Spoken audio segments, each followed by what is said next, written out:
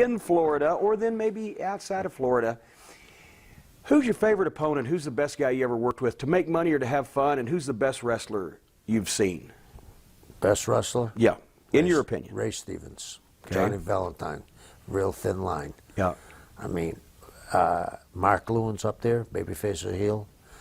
You know, and I'm going to throw some names out for people that never get the nod. Brad Armstrong was. Yeah. Yeah. God, he was great.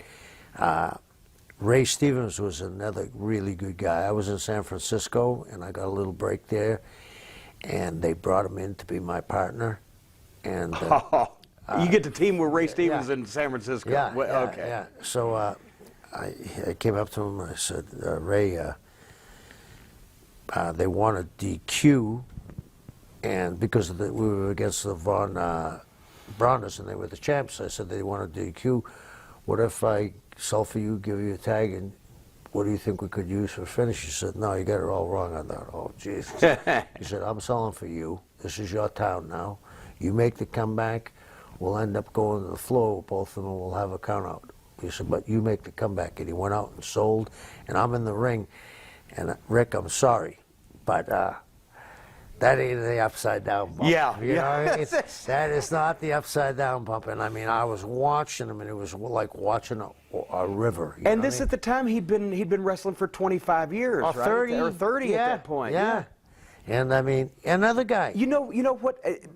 And I understand when everybody does it now, they grab the middle rope, and of course Rick goes a little sideways because of his back, and I can understand that. But everybody grabbed it, and Michaels made it look so pretty; it doesn't hurt, and it's all flippy floppy and everything.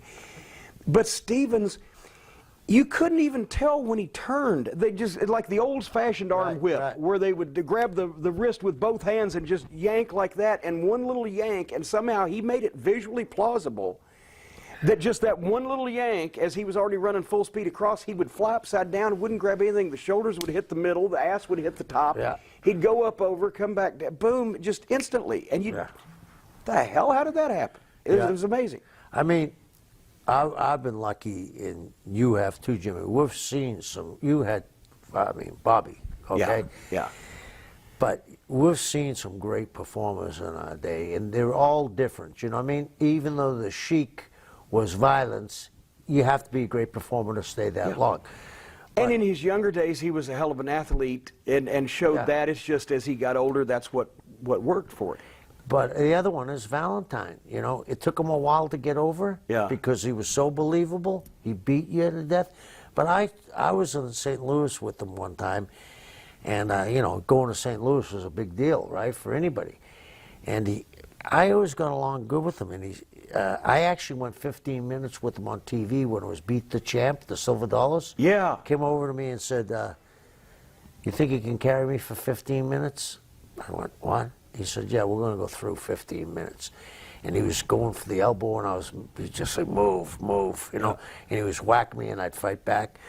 But I would talk to him about psychology sometimes, and I said, Johnny, how do you do it? You know, go on. I'm stupid. Let me in on it. He said, I'll show you tonight. He goes out and he had that black robe, and he looked terrific. You know, Johnny looked like a wrestler, didn't he? You know what I mean? Yeah. And he takes off the robe. And the atomic blonde. Yeah. As he's taking off the robe, he stops taking off the robe, and he's looking up at the top balcony in St. Louis. So I'm saying, what the hell is he looking at? And I see about, just like right here, the four guys start screaming. What the fuck's he looking at, right? Yeah. Before he took off the robe, he had them ready to jump off the balcony. And it was just that eye contact. He looked so vicious, you know what I mean? Yeah. It's kind of scares you like a bad dog, you know what I mean? He looked like a bad dog. I mean, he was amazing. And also part of that art is making the people notice what you're looking at without letting them know that you're wanting them to notice what you're looking at. So you look and he's a little double taking, and then you can't resist. You have to look more, and then all of a sudden you start getting hot about it. And now now people are going, what's he looking like you were?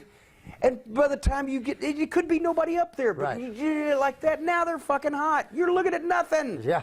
Yeah. But you can't let them know that you're wanting them to eavesdrop on you. They have to be catching you doing something that, yeah, you know what I'm saying. And this is what I think's wrong with the business. They never got the rub with the guys that they should have. You know what I mean? We lost a generation. Yeah.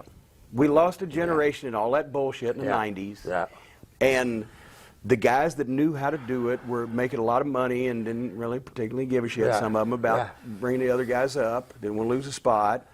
And a lot of the guys just went home. The promoters that knew how to do all this stuff. They said, okay, well, we got our money or we lost our money, but when we're another, we're at home. We'll see you later. And you know, we lost a generation. Now they all started trying to figure it out for themselves, but they're like going back trying to find that missing link. Where did we go?